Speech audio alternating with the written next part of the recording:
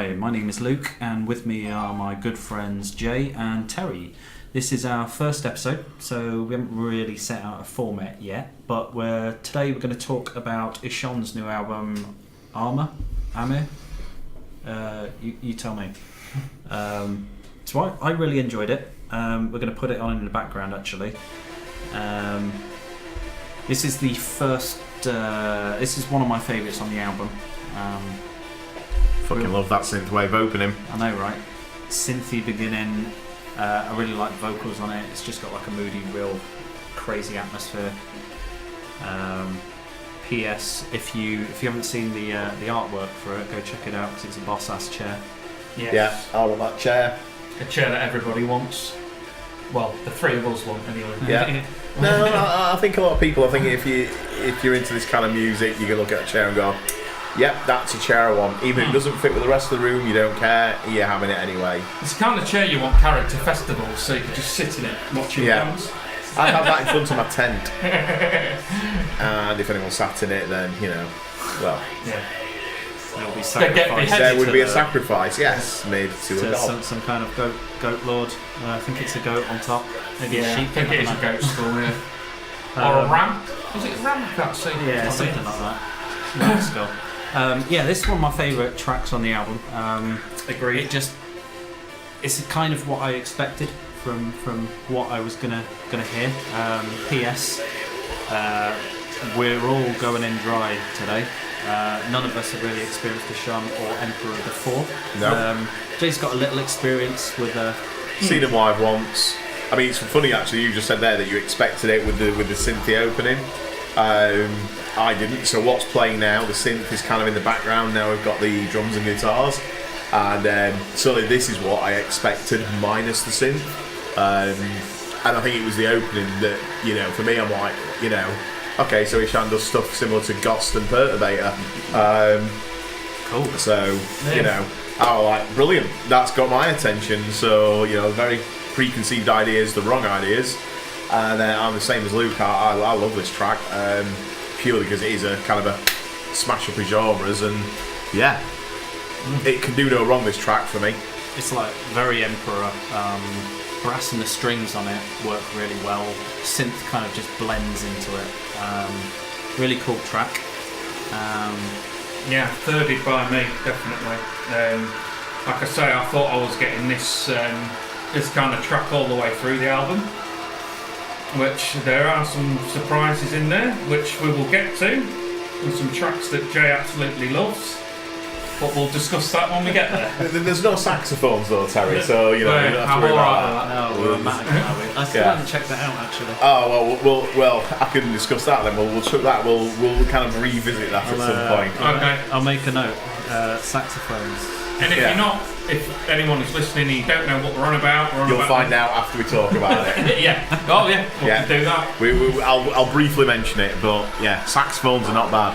Yeah. So we're probably gonna maybe skip some of the tracks halfway through, mainly because we recorded a bunch of shit and then my computer decided that it won't record, so I just deleted all that shit. So this is like with rehearsal, I guess, of like sitting around and drinking a beer. Yeah, it's attempt 3. Yeah, and getting 10 beers in. Jay will have his lighter out soon. But... Yeah, third time's the charm. Cool. So I'm gonna skip to the next track. This is another really cool track that I thought I expected. It's a sweet ass riff. I love this riff. Guitars are real tight, except they're not. There doesn't appear to be much gain on them. It's not like super distorted, which I think is a cool sound. As Jay mentioned before on one of our previous attempts, it's like a real weird lo-fi kind of sound to it. Yeah. Gorilla amps springs to mind, man. Yeah. But that beginning as well does remind me of a Gojira kind of opening. Oh, totally. You all get me? Yeah. So that, he starts down, and that off-kilter drums as well. Whereas this bit now, it's quite driving. It's like a train. It's just like it's just constantly running. Love it. This song actually really reminds me of Between the Barrier and Me. Possibly the chorus. possibly not. I don't know, but like it's as proggy. I think. Yeah, definitely. I like the vocals. At this point, this is when, again, so like the synths in track 1, the vocals that we just heard where Ishan's, for want of a better word, properly singing. And you think about how some people don't like clean singing. There's a blog called No Clean Singing. So right now we're back to the non-clean vox because he's doing the verse, not the chorus. But good God, you hear him singing in the chorus and you're like, again, my preconceptions of what the solo artist used to be an Emperor would be, it just blow me away. It's got range. He has. I was kind of knocked aback. If it was on vinyl, I'd have pulled the needle back and gone, the fuck have I just missed? But yeah, music's good if it gets reaction like that, to be honest. If I'm not kind of going meh, it's onto a winner with me. Yeah. And it's certainly, if there's one thing this album is not, people, it's not meh. You might hate it and say it sucks. You might be kind of like what us three are and gushing about it. You cannot call this album average and forgettable. No way. No. Like I was saying, it's one of the albums that really grabbed me this year is the new Perfect Circle album. Now I know we're not talking about that, but it's kind of got a kinship with this album, with me, where it's on the Perfect Circle album. Everything gets a space to breathe, and it was like I was saying about this. Every track or every instrument has got its own little bit to shine. Yeah. And it's kind of the same on that Perfect Circle album for me. It's just like everything gets its own space and its own breathing room. I'd agree with you there. Really coming to its own. I think you've got a very good point, because I thought that once listening to it, it was actually the drums and the cymbals in just one track, and I'm like, it seems like he's thought about every single hit, every single crash, every single pluck of a string. It's just like, for want of a better word, he's not just being drunk in his bedroom one day just strumming a guitar. Oh, that riff sounds kind of good. He's thought, I've got this stuff in my brain, and I want to record it, and I have a vision. I guarantee you, I bet he's the type of guy. He's gone to bed, right, and he's woke up at about 3 a.m. and gone, right, fuck me, this needs to go down now. Hey, I bet he's that type of guy. If that was my job, I'll be doing that. Yeah. He's a perfectionist, and perfect is a skin knee. Yeah. Oh. Nice. Luke caught that reference. So we're going to move on to the next track, which is the kind of pretty divisive track between us. Yay! There we go. And that wasn't sarcastic. Yay! So this is a track called Samia. The real synth-heavy track, pretty lighter than the rest of them. Some choruses. What was your thoughts, Terry? I know you were kind of like me. I'm a little bit lukewarm on this track. Like I said, the first 2 tracks I really love. Everything's but it is, like I said earlier, I have got a thing with this, is where I would like it on Radio 1 at 12 o'clock than any of the other shit that gets played on the radio. Yeah. I'd rather this kind of stuff be on the radio than what we have. So I think when you hear this opening, what's going to kick in about a minute and a half, 2 minutes, you would not expect from this opening. No.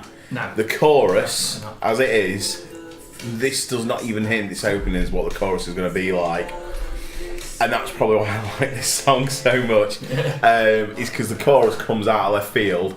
And I also think that's why you two don't like it, and I totally get it. Everyone is utterly entitled to opinion. That is the beauty of music, it's subjective. But, you've almost got a spoken word opening, it's bass driven. And is it hinted at this point now that he's starting to sing? It's almost balladesque at this point. And fuck me, once this chorus kicks in, is it cheesy? 100%. Is it 80s power ballad? Yeah. Do I love it? Definitely. Do I get why it's divisive for the same reason? 100%. But that's my 2 cents. It's power ballad-esque, and I love it. It's the Def Leppard in jail. It is. You can't not pick up that lighter. Oh, Yeah. He'd be definitely at the front with his lighter. I might say, Jesus Christ, I love Hammer Smash Face as much as the next guy, but then I can sing along to More Than a Feeling, or fucking Don't Stop Believing. I like those cheesy power ballads, and that's it. Yeah, Lucas, you have absolutely nailed it there, mate. You've got me 100%. Hold my hands up. So, I don't dislike the song. I feel I dislike, I don't know, possibly the format of the song. It's very poppy, and it's something that I've kind of always attempted to stay away from in past. So when it's like just pop right in the middle of an album, I'm just like, fucking trap. But again, I think you made this point again with our failed pre-record, that the first 2 tracks are quite...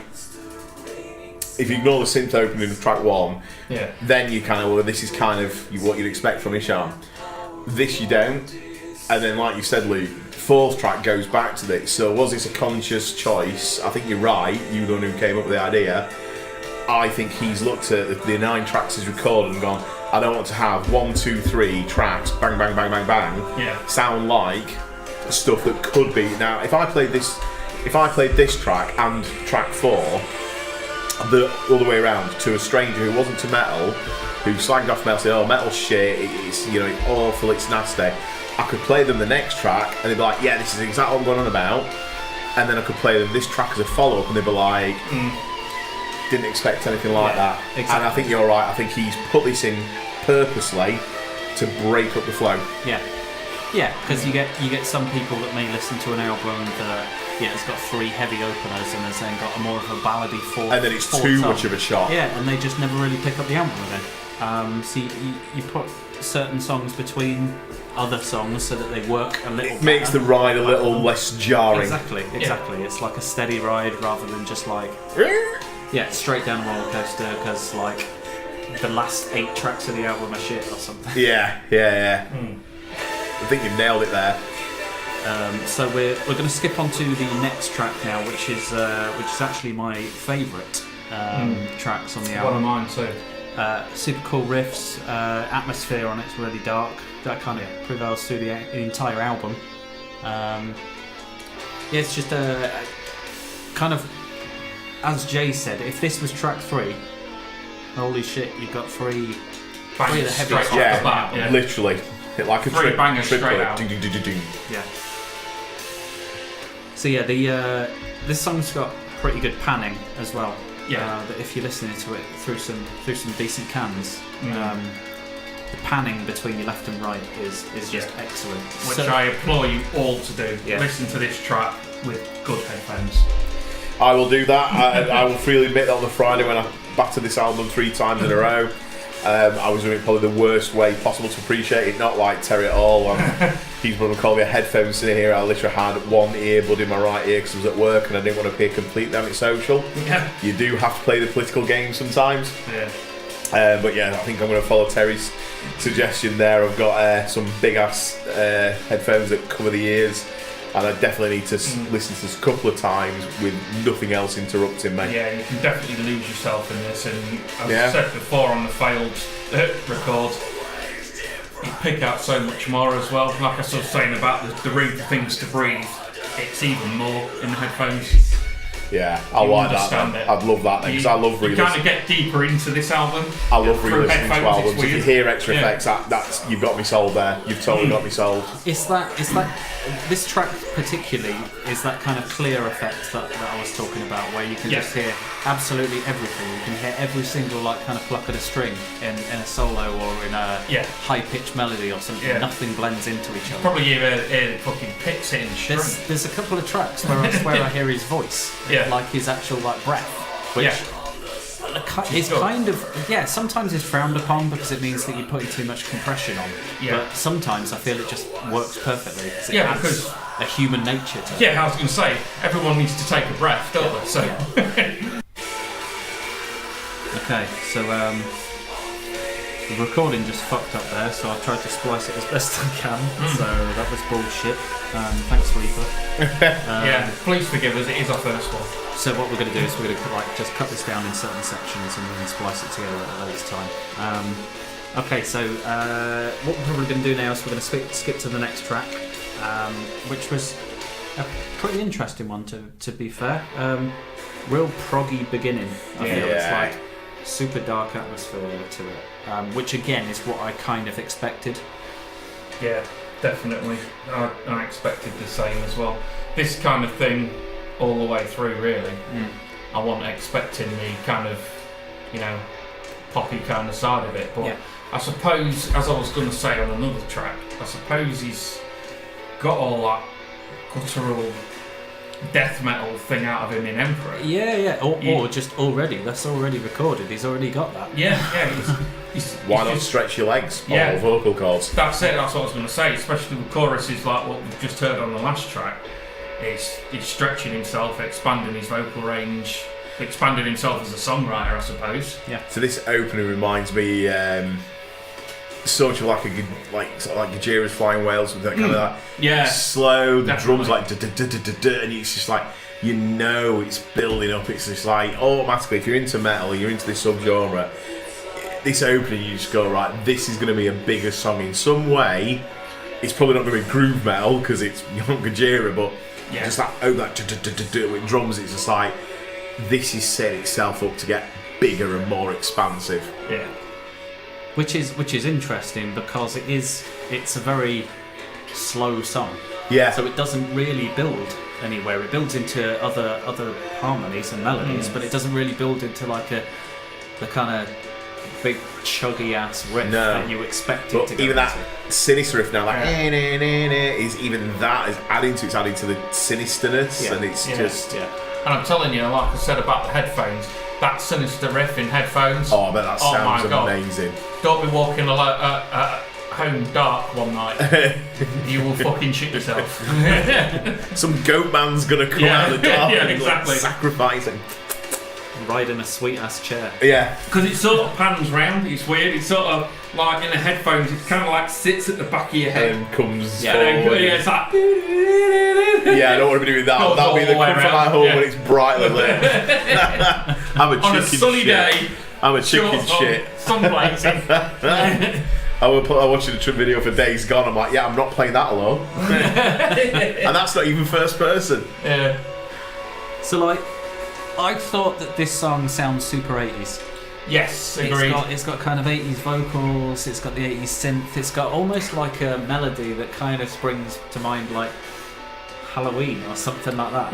It's got an 80s horror movie kind of feel to it. I think there's a lot of 80s running through this, but I don't think it's cynical. I don't think he's done it out of any kind of cynical money-making thing, because I'm sure that Isham's genre is not a money-making thing, but I'm going to go on a tangent here, but it's like the new It movie remake. They've kind of changed it so that the kids are in the 80s and the adults are the present day, whereas if the original book, the kids are in the 50s and the adults are in the 80s. I've not seen that yet. And everyone seems to think that was done because of the popularity of Stranger Things, of kids in the 80s.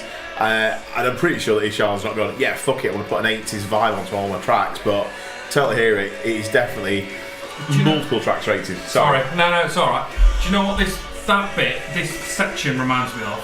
It's even got a bit of David Bowie kind of esque. Yeah. Fucking hell, yeah. That's what it reminded me of. Well, my wife, God love her, she's a big David Bowie fan. Hello, Space Boy. And that's how you picked up on it. I picked up on it. I was like, that's kind of really Bowie, that bit. But no, this is proggy. And I mentioned Gojira earlier, but you know what? The more I listen to this, it's a bit mastered on here as well. Yeah. But either way, again, I think this is a song that, like track 3, like Summer, I could throw at someone who called metal one-dimensional. I could be like, well, there you go. I don't get them. For someone who's ever heard, Enter Soundman, because it's just like drums and stuff, it's like, well, listen to this. I bet it's them Radio Ron dickheads as well, isn't it? The ones that just say, metal's all, it's like, mate, look at the shit you're listening to. Yeah. Metal's got so much fucking going on now. There's so much good new stuff. The one-dimensional ones who, like, when you've tagged each other in the Facebook, pick 10 albums, all they pick is best ofs, and now that's what I call, and you're like... Yeah, mate, that's not even music. That ain't a real person though, right? There's someone I know did that. Not in my personal it's someone at work, but it was so funny because the person who nominated that person, the person who was the nominator said, "How are you even my friend?" So even they criticised for picking compilations. What's one of your favourite 10 albums Now that has that's what I influenced call- your entire life? Now that's what I call 13. That's what made that's what made an In the impact to me. Get in the seat. Yeah, shit. definitely straight in the seat. So Fucking fired him with a cannon. we've managed to talk our way through. I to love the this next riff. track.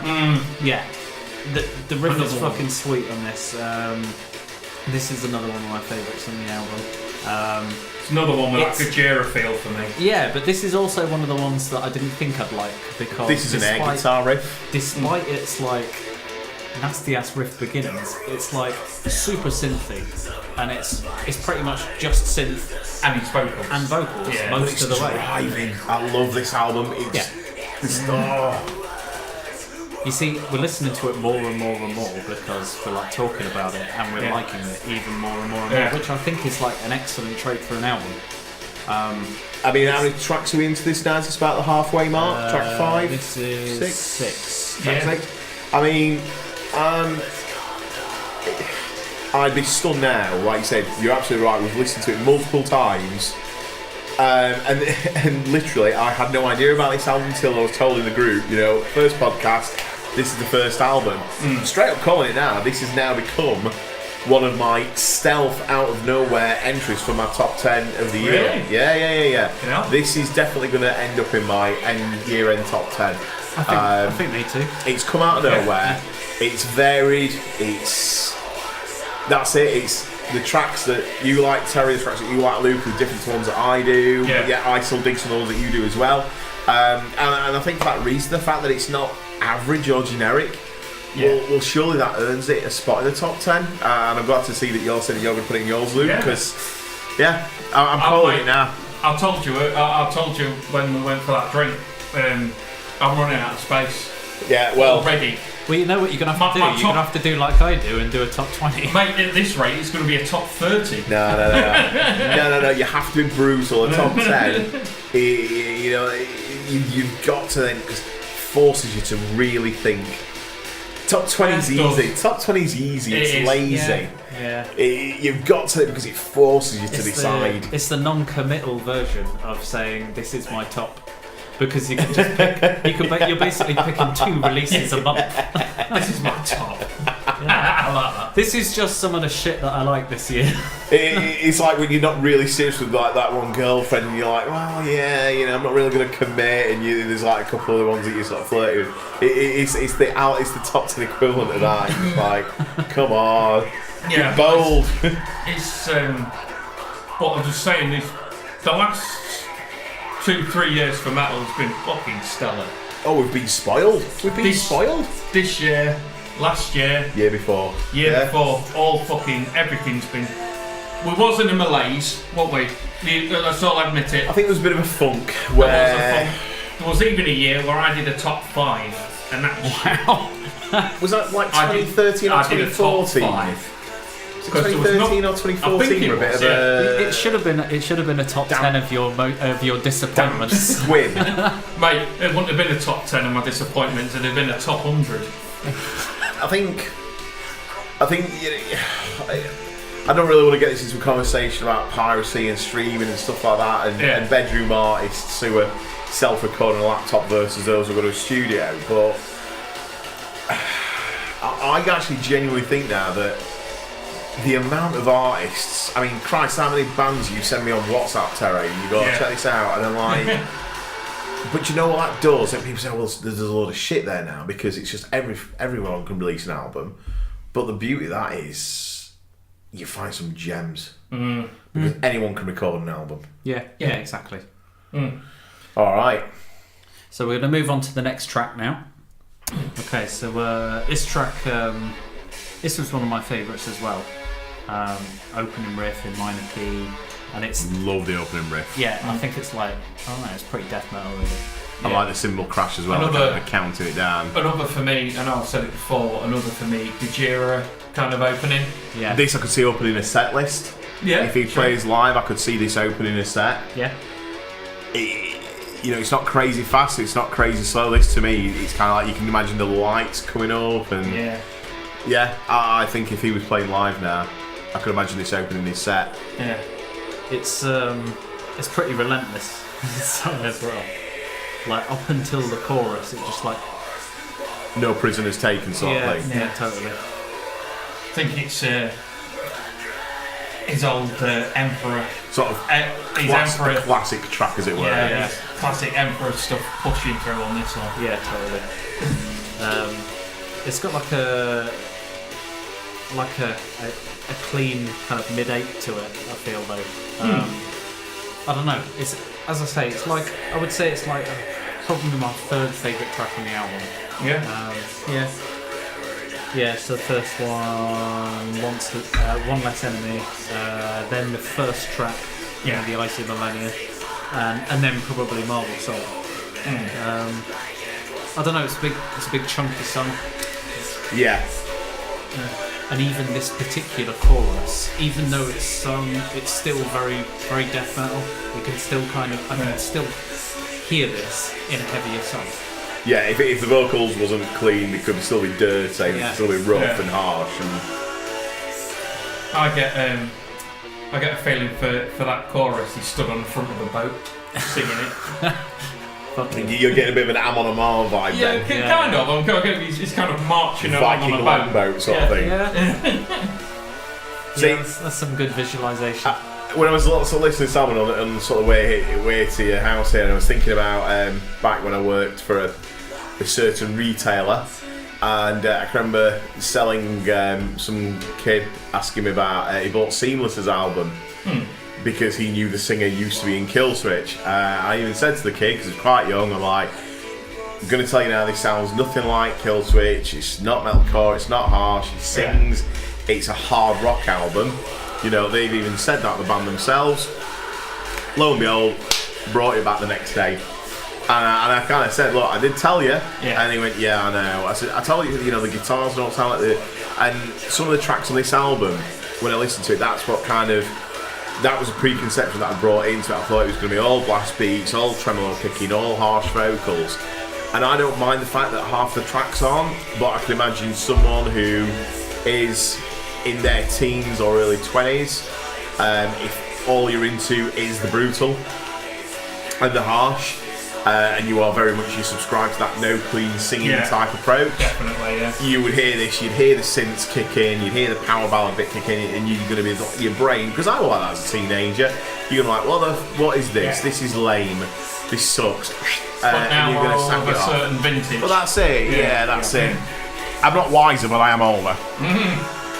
I feel like that's what it is. It's like a more mature album, I guess. Like, as you say, if I was to listen to this when I was like 18, even early 20s and things, I wouldn't be interested. I love that. It's great. It's a great way to end a song.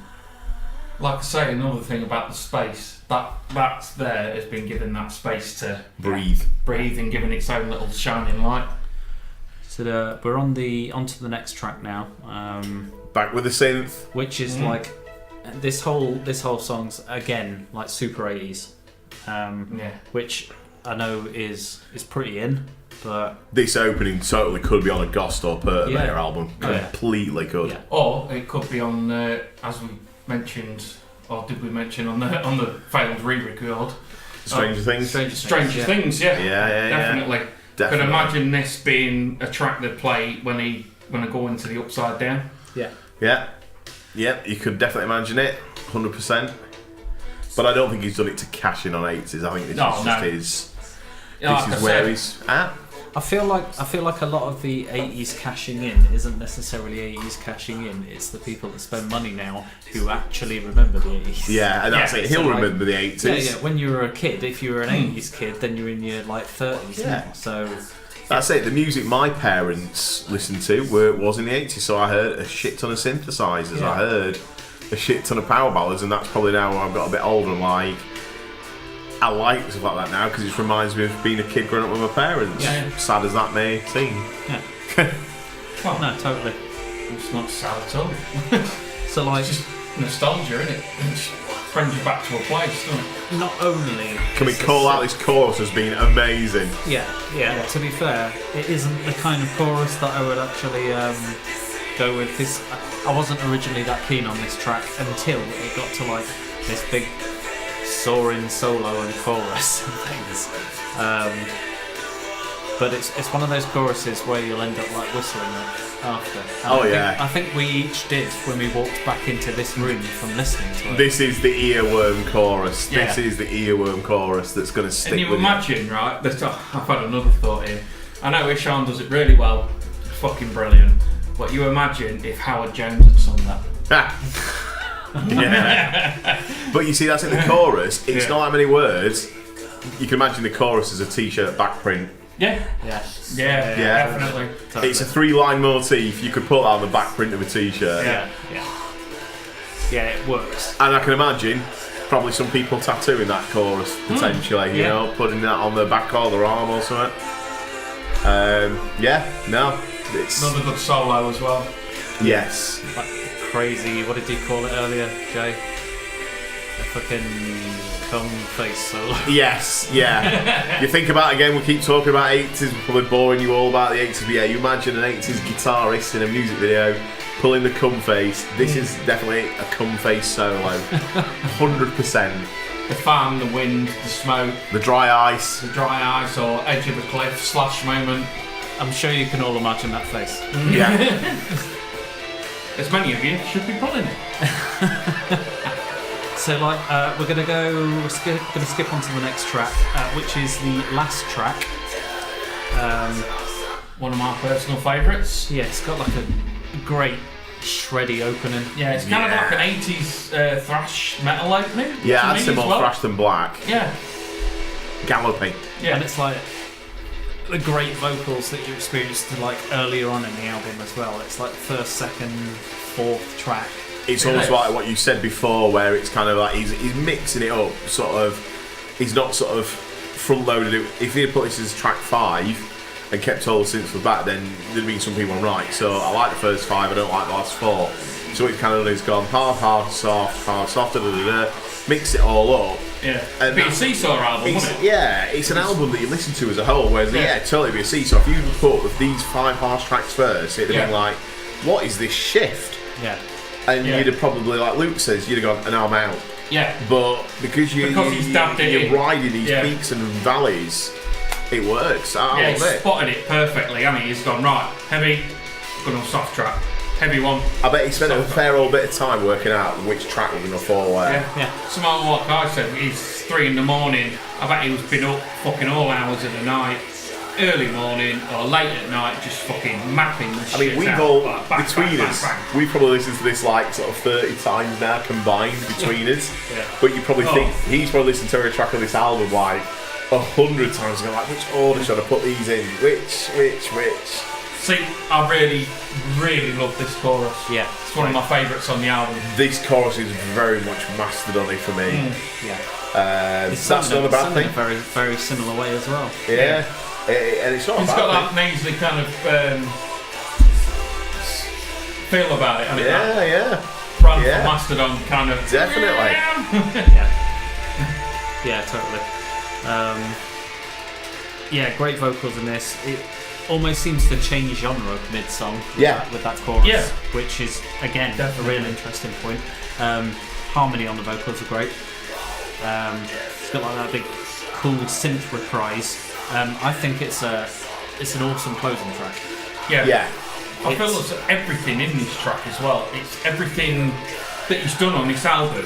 I think he's just fucking bashed it into this album. This last track, and it's just like. Yeah, because it's got the power ballad chorus. Yeah. It's got the synths, but it's got the harsh stuff for the other tracks. It's got everything you want from this album. It's like giving the cocktail shaker, isn't it? Yeah, you're bang right. It's like he's got to the end of the album and gone, this is mad, but I'd love to see what he does next. Oh, hell yeah. I'd love to see if he spits out another album. I know he's like, I know he's notoriously long between albums, but I'd love to see where he goes next. But this closing track, I mean, it's everything in one nice package for me. Yeah, and that's it, like you said, because you've said he's like put all the different styles in, and they have. but it gels. It it's does. not like you go, oh, why is put that synth Yeah, in it's, there? it's That not don't making you fit. sick, is it? Nothing makes you think, well, that don't fit. Well, Yeah. that makes sense. You go, do you know what, this all gels together? No point you kind of halfway through the track go, whoa, what the fuck's just happened? That you're just like, yeah, you accept it all. It's, yeah. And that takes a talent. I don't think Definitely. anyone could do this kind of blending. No, it'll take. I mean, God, he's been playing in the band since what, the 80s? Late 80s, I would say. Late 80s. So he's got all that songcraft and He's all an that elder know-how. statesman now, really. Yeah, all that knowledge gone into that. You know what I mean? Talented fellow. He very, very much is. Very much is. So we'll use this section to close out on the album. I would say one thing that this has done for me is it's made me want to go and listen to more Ishan. Yeah, definitely. I'm going to do Earlier that. Ishan albums. Because this is like the 7th album anyway, so Planning to get a tape into. Yeah. But the next podcast won't be Ishan's back catalogue because we don't want to make this like No. the Ishan podcast. We're gonna choose something else. So yeah, we're gonna talk about something else now. Okay, so what you're hearing right now is the sound for the opening of Slayer's Decade of Aggression album. So this is the cheering crowd before the first track, which is Hell Awaits, kicks in. So for UK listeners, segues right into what we're going to talk we're going to be about. talking about the Slayer UK, their farewell tour. So they've done it. They've done a first leg in America already, and they've just started their second leg in America. UK is going to be throughout November, 6 or 7 dates before they head to mainland Europe. And what I wanted to talk about, just purely because I mentioned it to my other half, is the lineup. Now, Slayer used to be kind of known a few years ago, probably sort of God Hates Us All era onwards, that they would take out sort of newer, faster, harder bands. So Slayer admitted that they didn't like the sort of the new metal era, but then you got to the point where Lamb of God would pretend. So that's one of my we'll make this a future podcast discussion. Gigs that you're really pissed off you never went to. And Slayer did a one-off gig in London in sort of 2002-ish, where they did Rain in Blood, where they have the actual blood dripping from the pipes through the guitars. I've seen that. I really did. And they had Lamb of God with them. Right. And it was the first time Lamb of God had been in the UK. So certainly not an established band with plenty of followings. Now, that said, because of the various jail troubles, I do not mind that Lamb of God are direct support to Slayer. No, me neither. But that said, I think with Slayer having taken out younger bands, I'm not too fussed on them taking Anthrax and Obituary. Before anyone thinks, whoa, steady on Jay, it's like, no, I do like Anthrax, do like Obituary, Fuck Me, Cause of Death, World Demise, some killer albums, End Complete, absolutely love Obituary, love Anthrax, but do you know what, if we're going to do that, if you're going to book another thrash metal band, instead of Anthrax, book Power Trip. And if you're going to book a death metal band, instead of Obituary, give Cattle Decapitation a bit more publicity. Now that would have been the perfect 4-band lineup for me. Cattle Decapitation opening, Power Trip afterwards, then keep it as Lamb of God and Slayer. That's what they should have done. Power Trip, mate. I 100% agree. That is what I wanted to talk about. So that's what I would have wanted as my 4-band bill. You may disagree. You might even want a different band, like say Killswitch or Chimera, instead of placing Lamb of God. So, who would you have as your 3 acts? That's when I see you two guys. I've given my sort of 5 cents worth. What would you pick? Man, you just put the idea of Chimera in my head.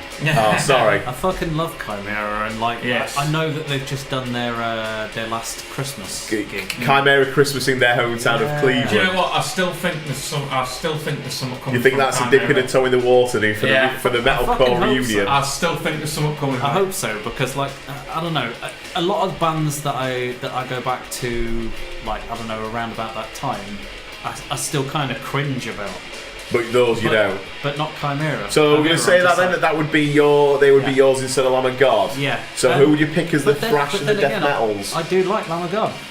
And I do think that Lamb of God work with Slayer, with Slayer's sound. So Slayer, Lamb of God, Chimera, and then one more band? Who would be your 4th? You know what? Come back to me. All right, Terry. Right. I will go for my first band, kicking it all off. I will go with Venom Prison. Okay. All right. Solid shout. UK band. Yeah. Hometown. UK band.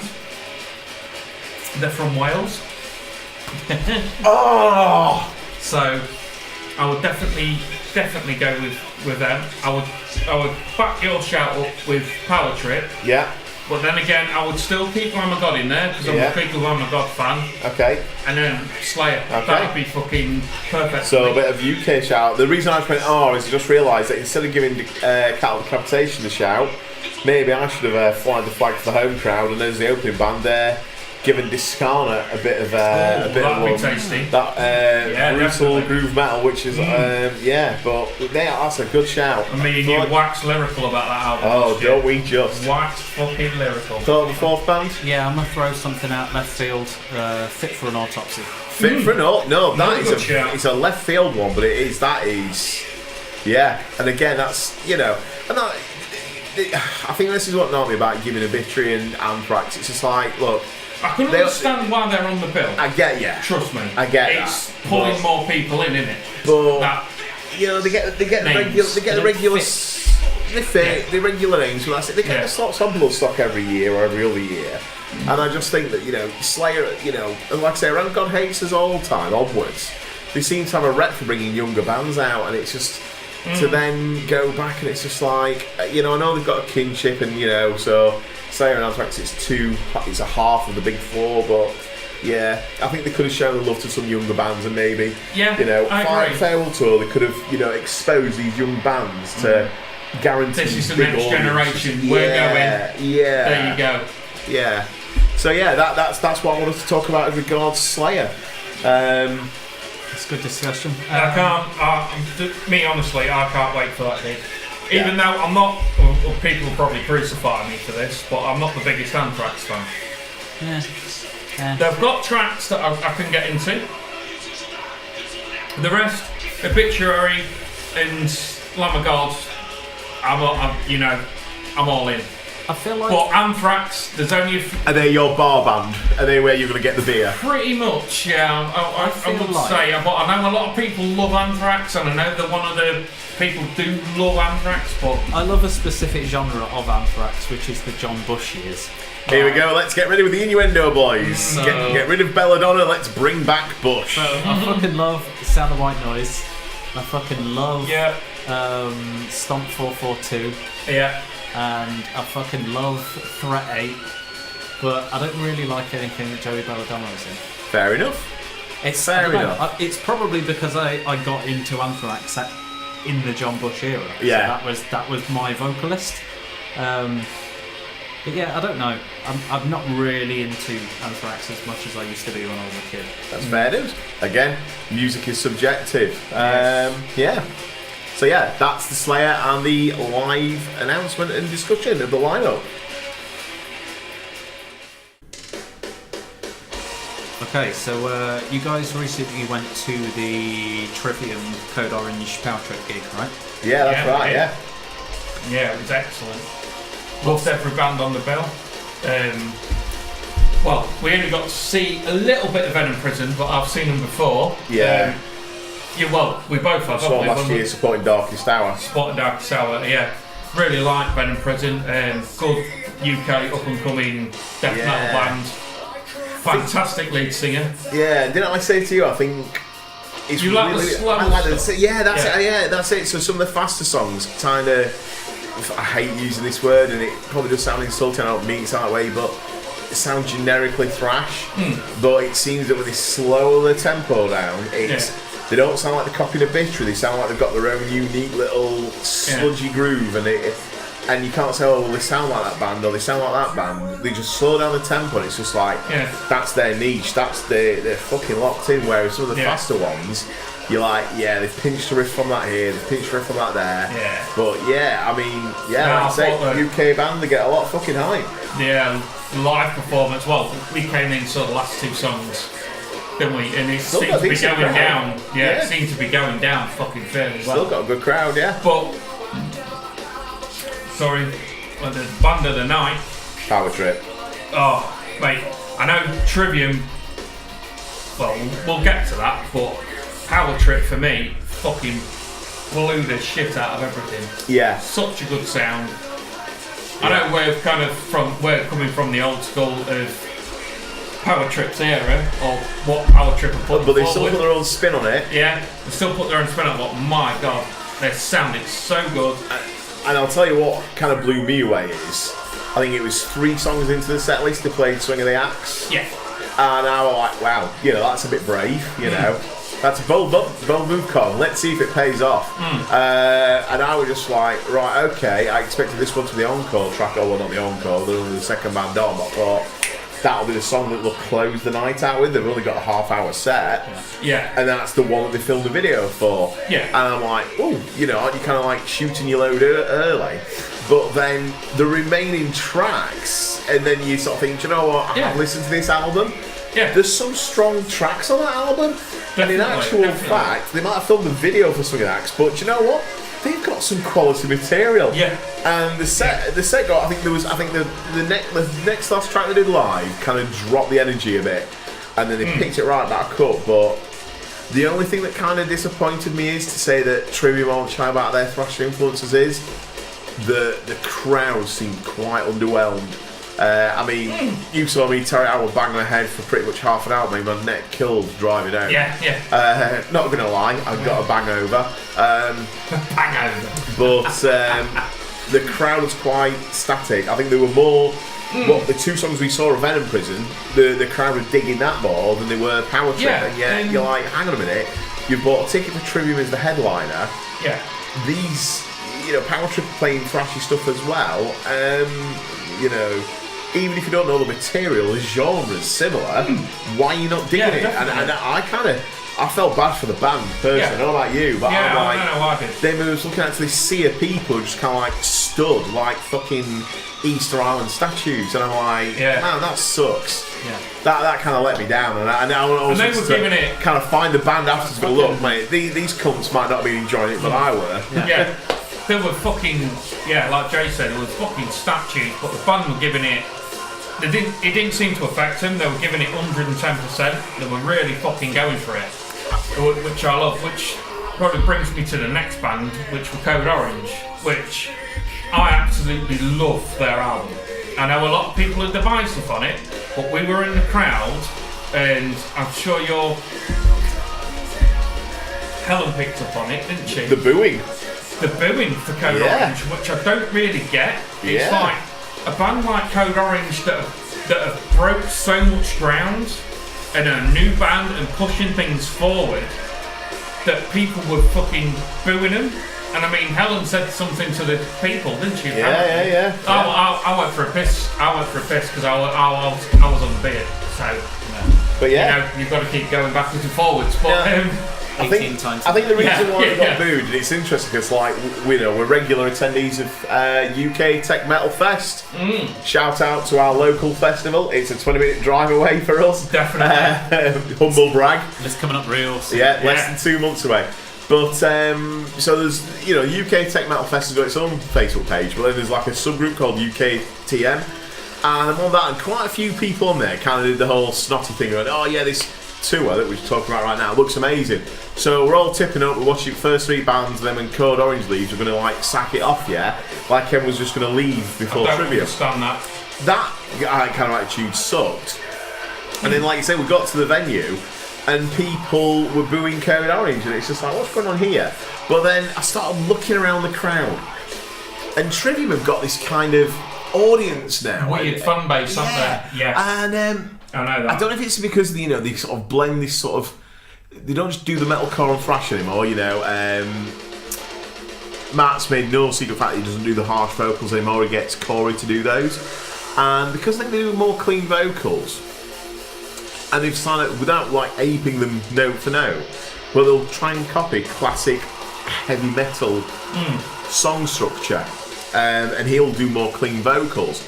And I saw a mixture of either Trivium fans are either crazy young and skinny, or they look like your Iron Maiden beer gut fans who are balding. And that sounds like I'm slagging off Iron Maiden fans. I'm not. But bottom line is, Iron Maiden have been out since early 80s. So if you were a teenager in the 80s, we're nearly at 2020, you're going to be like 40, 50 odd. It's inevitable. You get older, you get a beer gut. I've got a beer gut. We are. So it comes with the territory, people. Once you get older, your metabolism slows right the fuck down. But yeah, Trivium seems to have this thing where they pull all age bases, and I think the booers weren't it could have been some of the young kids, but certainly I think Code Orange was just a bit too out there. It reminds me when I saw System of a Down, who this is 2002, and they were out there, and you think, oh yeah, I'm quite and I get System of a Down. And yet, Dillinger Escape Plan got booed because if you thought System of a Down were out there, kind of Dillinger took that to level 10. I mean, they ran out naked with gaffer tape after their set, and I think which is a band I absolutely love and miss. And that's what I think it were. I think it was just. I think Code Orange were just a bit too savage for the Trivium fan base. I think. Yeah. I think. Do you think it was a bit too much? Yeah, I think a bit too much pushing it forward. I think if you'd have got Code Orange supporting Dillinger on their farewell tour, or you'd got them supporting Dead Cross or Phantomas, or even you know what, you could probably put. We've been talking about it. You could have Code Orange supporting Isham, and that would work. But I think I would because Code Orange break the song structure. Yeah. Now, having said that, everyone probably thinks I love Code Orange, and I wouldn't say I love them. I don't think they suck.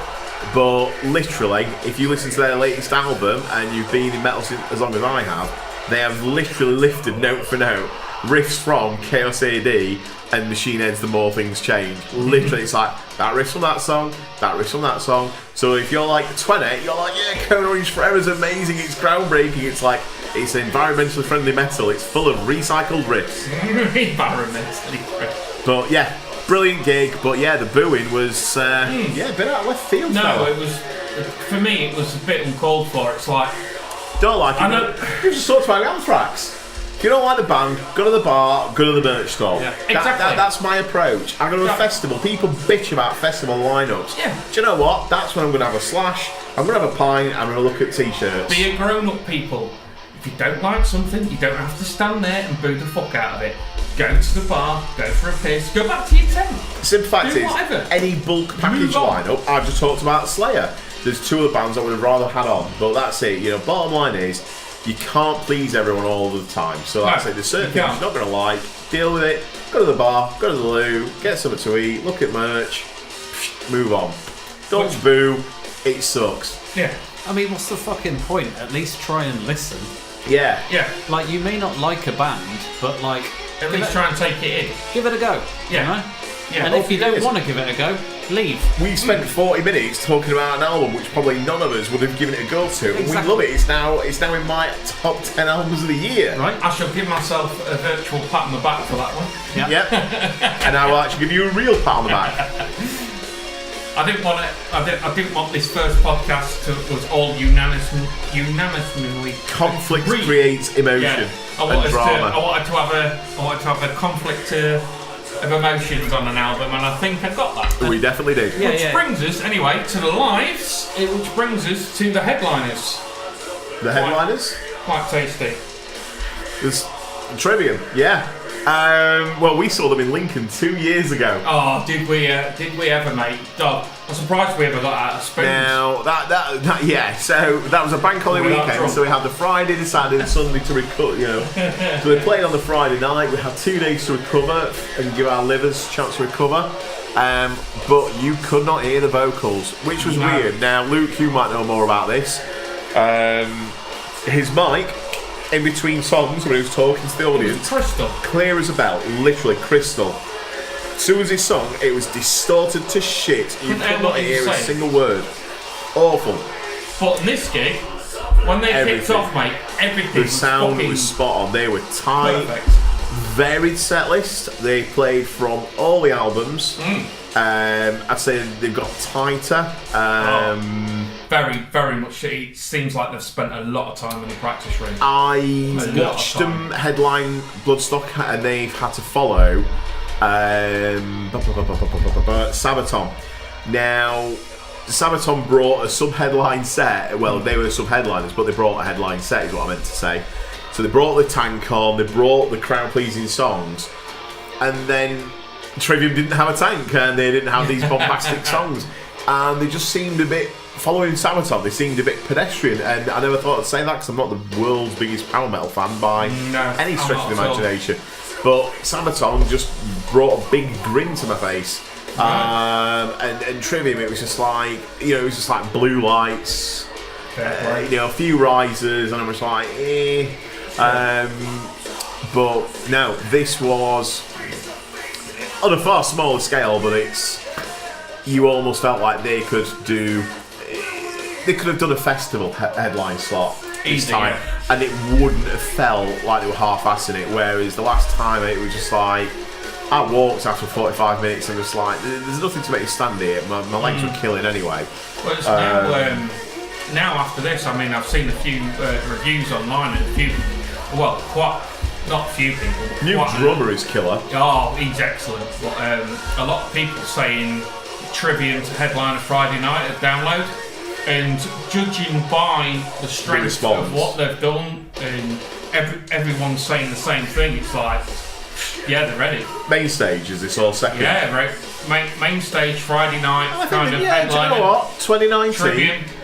Do you know what? I'd 2019. say yes, boys. Go for it. The old bands are running out. So. Yeah, the old bands are running out. We need to give the new bands a chance. I feel like if I saw Trivium on the bill of Friday night main stage Download, that wouldn't surprise me at all. Yeah. But then again, I mean, I can't remember the last Download that I looked at and went, wow, that looks great. The problem is whenever I look at a download, there's about 4 bands that I want. That's the thing. I same as me. I think the past 5 years, when I look at a bill, I'm like, I think there's always 4 definites, or if I'm lucky, 8, and then I think if I'm being generous, there's like 8 definites, and then another 4. Well, if I was there, I would. And it's just like 12 bands, 300 quid. Nah. No. When you're like looking at fucking I'd rather wait Techfest for 75 quid and get like fucking 4 days of like sweet ass tech. We're not sponsored by Techfest, but it is a sweet festival, so it's just real close. It's real close. It's chill. It's very relaxed. It's not a big corporate festival. We love you, Techfest. It's great. Yeah. Anyway, as Jay mentioned, we're not sponsored by no. So we're meant to be talking about this Trivium game. I don't think there's much more to say. I think, like you said, there was a controversial thing that you've been saying about, like, did you say that their live performance was a little lackluster? It was when I saw them at Bloodstock headlining. That's it. I thought they shouldn't have headlined. But this time, I think now they could. This gig, they've honed the craft. This gig, man, they've obviously worked on it, and it's been a big step up and a big return to form in my eyes. I mean, I haven't got the album on in the background. This album as well has given a lot more material to play around with. This new album is real. There were 7. I think it was either 6 or 7 tracks from this album made it into the live set list. Yeah. And the crowd response, because you know what it is, whenever a band goes, "This is the new album," you're like, oh. And it weren't that. That's it. It weren't the people crowd going, really oh. It's just like people like fucking hell, and And I think that's it. They've made that bump. Is this? And I'm going to be a little controversial here and say that I've found every Trivium album since Ascendancy to be crap. I think you might enjoy this album then. That's what I'm thinking. Like, I'm listening to it now, and I'm like, man, that is like so much better than the last. Mate, what is it? 5? Is this their 6th album? Trust me. Listen to this start to finish, and you will be fucking amazed. It is really a return to form. Good. Which I know, like I was saying to you earlier, about there was on that cusp, wasn't there? Yeah. A while ago, where there was Ascendancy and Shogun, then they kind of seemed to have dropped off a massive cliff. They fucking turned into mid-2000s Metallica. Yeah, now they've come back with this, and it's fucking brilliant. I'll also just throw in there that I fucking love that album. That's Load is just James Hetfield's CLC worship album. This is just like, the bluesiest Metallica album we've ever got. That's it. We just doing a bit of stoner rock. Love it. And if you take it for that, then it's a good album. Yeah. Cool. Yeah. So that was our live review. So yeah, that's the Trivium live And review. The next one. No. Yeah, I believe that you're going to go to a Machino gig next week, which may be pretty controversial. Yeah. Well, hopefully I will get what I want. Nothing off the new album for me, but I know it's going to happen. Well, me and Jay will both be there in person, but we'll leave that till next time, and we'll give our review then. Yeah, I'm sure that's going to be, I don't know, either Can they redeem themselves? it'll be surprising or it will be scathing. Stay tuned. So I believe you've got something to tell me about saxophones as well. That was our last category on the list. Yeah, so I think it's because saxophones, when we're talking about the various instruments and sort of genre styles that were in Ishan's album, that I mentioned the word saxophones. And while we're on the topic of divisiveness, so for anyone who's not heard this is Rivers and Nile's latest album, Where Owls Know My Name. And quite a few tracks feature the saxophone. Now, on a couple of tracks, it's a bit kind of sort of scatty in a sort of John Zorn, Mr. Bungle sort of style. Fuck yeah.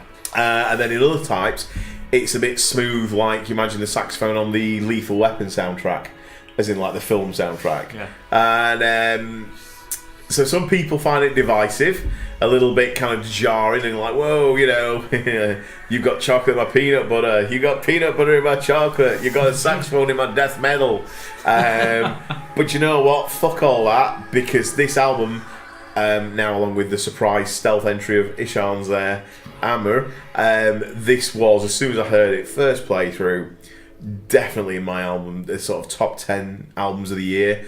In fact, pretty much a lock, it's going to stay in the top 5. I cannot see between now and December there being 5 albums that would knock this into my bottom half of the top 10. So yeah, however, as welcoming as I am to scatty John Zorn sax or cheesy Kenny G sax, some people aren't so as accepting with saxophones in their death metal. Terry? I like it, but there's a certain part for me that's very, very fucking jarring in one of the tracks. The scatty one. It works. It really does work, which you wouldn't think death metal and saxophones would meld together. But yeah, this is. I'm totally in agreement with Jay. This will be in my top 10 of the year. Yeah. Divisive sax, even with the sax. Yeah, without a shadow of a doubt. Because it worked. On some tracks, it absolutely works. But the track I was always going on about to you is the track where it melds with that solo. It just fucking doesn't do it for me. It's a really juxtaposition. There's a solo going and there's a sax solo going, and I'm like, oh, that's a bit too much for my head. So Luke hasn't listened to this. He's going to have to listen. Yeah. Okay. So Luke hasn't listened to this album. He's going to have to now, at some point in the next week, give this an album a start to finish listen. It's a fucking brilliant album, though. When it comes to sax, I'm down with sax. Yeah. If you want to put sax in, I mean, I feel it was maybe we're going to jump back to Techfest again now. I think it might be in Techfest 2014 in Monuments. Headlined and their vocalist done his voice in. Yeah. Except he fucking played his saxophone to the melody of all of his vocals throughout the set, and it was fucking sweet. Yeah. I've forgotten about that. When it works, it really works fucking well. But there's for me, it's not the second track. The second track I really it's the love. third or fourth. It's the third or fourth on this album, and my god, it really does jar me every time I hear it. But I don't mind the fucking. Don't get me. I don't mind the saxophone. And there's another good track on this album. It's the 6th or the 7th, and it's all kind of electronica and instrumental. It's you can tell the band has put it in there as like a kind of a. If you imagine the 70s of vinyl, you can imagine that's kind of would have been the break track on the A side to go. You're going to listen to this, and then you have to flip it over and listen to the B side of the album. And you know what? Again, going to show my age here. I kind of miss that, like an artist sort of saying, I'm going to order the album tracks in such a way I'm going to kind of put a blatant signal and like, at the end of this, you're going to hear this and go, I know I need to flip it over now. Yeah, have a break. Or something, yeah. And it's almost like, I'd love to, I'd love to interview the band and say, did you kind of recall that I say this is the halfway mark? Because when I listen to it, I kind of feel they kind of gone, here's 5 tracks, we're going to chuck in this electronica, here's some smooth sax. Listen to this bit. You can almost picture Danny Glover saying he's too old for this shit. Yeah. You know what? Here it comes. I dig it. See, like I say, it worked. It really works well on this track. This might be the second track. There's no saxophone on it at all, and I absolutely fucking love that track. Yeah. But I don't mind. I really don't mind the saxophone. It depends on what gels with you, because some things just jar you in like a song that you're listening to something. See, and we're something now. happens. Well, it's smooth. Yeah, it's smooth. It works. It works smooth. in this track. Yeah, I'm in for that. You're all in? Yeah. Good. You know what? I'm gonna go check out that album when we finish this. Awesome. So we've got a last point that we want to talk about on this particular podcast. We're in Mental Health Awareness Week, which runs between 14th and 20th of May. Yes. The name of our podcast is, we're not taking the piss, we're just passionate about music. And music, for me, I've experienced and I'm currently experiencing a few mental health issues, and I believe that music is pretty much the best thing. Agreed. That helps me through any kind of situation. I've started writing and recording a lot more music since I haven't done so for ages, since I was in a band last, which was years ago. So yeah, I've been pretty productive since I've been on it. But what I wanted to say was, in the UK, Samaritans can be contacted on 116 123. In the US, National Suicide Prevention Hotline is 1-800-273-8255. In Australia, Crisis Support Service Lifeline is 131114. Hotlines in other countries can be found just by Googling them, as can really everything in life.